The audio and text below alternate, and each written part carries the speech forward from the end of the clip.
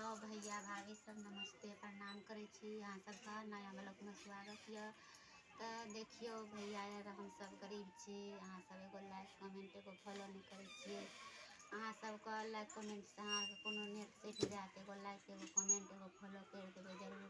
हम सब गरीब छी। देखियो कते रोद में घास आने गेल छलू काट के धूप में आने छी घास काट के जाके खिबै छी।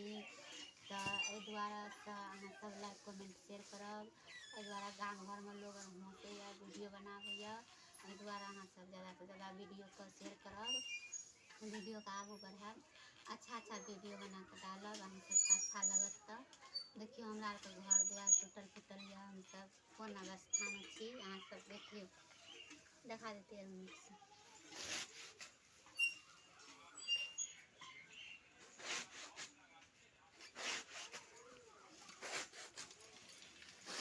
देखियो हम सब अखनी परेशान है छी। धूप या धकन धूप छाल धूप में हम घास लगल छलू घास लगे एलू। आब हम कुट्टी काटे छी।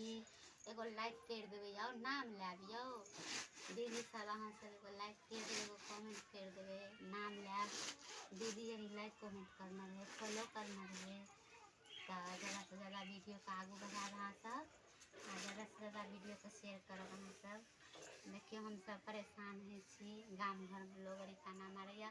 जे सब जे दीदी सब वीडियो बनबैत हेबै उ सब तो बुझते हेबै कोन तरह के गलंजर खिजमैत है आदमी के।